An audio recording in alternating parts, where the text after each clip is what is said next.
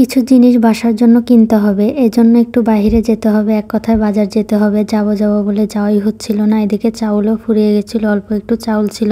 বাসায় থেকেই চাউল নিয়ে এসে খাওয়া হয়, কিন্তু মাঝে সাঝে কিনেও খেতে হয়, বাসায় তো খাড়াই যাব না। এজন্য রেডি হয়ে বেরিয়ে পড়লাম বাজারের উদ্দেশ্যে। তো সূর্যটা ডুবা ডুবা ভাব ছিল, কিন্তু বাইরে প্রচুর গরম ছিল, সূর্য একদম চোখে লাগছিল। রাস্তায় আসতে কোনো রিক্সা পেলাম না, হাঁটাহাঁটি শুরু করলাম। একটা রিক্সাওয়ালাকে জিজ্ঞেস করলাম, মামা যাবেন নাকি? রিক্সাওয়ালা বললো, না আমি এখন যাব না। তো হাঁটাহাঁটি শুরু করলাম চলনবিল গেটের উদ্দেশ্যে। তো হাঁটতে হাঁটতে চলেই আসলাম চলনবিল গেটে। আসার পরে হচ্ছে যে একটা রিক্সা পেয়ে গেলাম, তো রিক্সায় উঠে দুজনে চলে গেলাম হচ্ছে সরোবরের উদ্দেশ্যে। এক কথায় বাহিরে আসছি, একটু ঘোরাঘুরিরও দরকার আছে। সারাদিন তো বাসায় থাকি, ভালোও লাগছিল না, শুধু কেনাকাটা করে চলে যাব। এই জন্য চলে গেলাম সরোবরে এসে দেখি কিছু কিছু মানুষ বসে আছে, অতটা মানুষ ছিল না, কিন্তু হালকা কিছু কিছু ছিল। তো ফাঁকা দেখে ভালোই লাগছিল, দুজনে একটু ঘোরাঘুরি করলাম, একটু হাঁটাহাঁটি করলাম। তো আরও 2-4 জন থাকলে হয়তো মজা হতো, শুধু একা একা দুজন ঘুরতে ভালোও লাগে না। তারপরে আমি একা একা এদিক দিয়ে হাঁটাহাঁটি করছিলাম, আর ও আমাকে ভিডিও করে দিচ্ছিল। তো এখানে আসতে এদিকে একটা কুকুর শুয়ে আছে, তো কুকুরটাকে একটু নাড়াচাড়া করছিলাম, কিন্তু আমার দিকে তাকিয়েছিল কুকুরটা। তারপরে হচ্ছে যে ভাবলাম যে অনেকক্ষণ হাঁটাহাঁটি করলাম, একটু বসে থাকি। তারপরে এখানে বসে থাকতে থাকতে আর ভালো লাগছিল না। তো এখানে গাছে অনেক সুন্দর সুন্দর ফুল ফুটেছিল, আর দেখেন কুকুরটা এদিক দিয়ে ঘোরাঘুরি করছিল।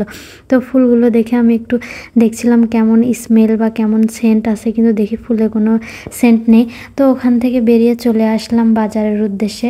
বাজার যেহেতু কাছেই, তাই ভাবলাম যে হাঁটাহাঁটি করেই যাই। তো হাঁটতে হাঁটতে চলে আসলাম কলেজ গেটের এখানে। এসে সব হোকার পট্টি দেখি খোলা আছে, মার্কেটও সব খোলা। আজকে অতটা ভিড় ছিল না অন্য দিনের তুলনায়। এখানে একটা মামা কামরাঙা বিক্রি করছিল। তো হাঁটতে হাঁটতে চলে আসলাম বাস স্ট্যান্ডে। এসে দেখি এখানে অনেক পাখি দেখা যাচ্ছিল, অনেক পাখি ওখানে বসেছিল। তারপরে চলে আসলাম বাজারের ভিতরে, যেহেতু মাছ কিনবো। আজকে বাজারে এসে দেখি অনেক ধরনের মাছ আছে, অনেক মাছ। আমরা যেহেতু এক কথায় বাসা পাঙ্গাস মাছটাই বেশি খাওয়া হয়, বেশি কিনে। তো মাছের দাম জিজ্ঞেস করছিলাম, তো মাছের দামও অনেক কম ছিল।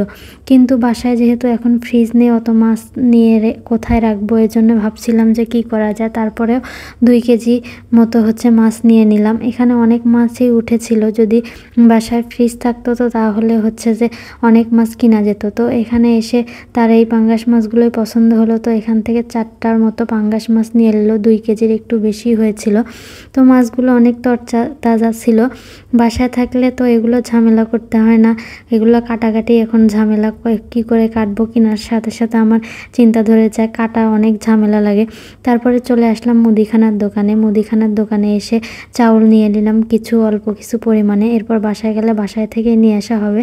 তারপরে হচ্ছে যে কিছু কাঁচা বাজার করা ছিল, এই জন্য পটল, তারপর হচ্ছে যে পেঁপে, সব কিছু নিয়ে লেবুও নিয়ে নিলাম।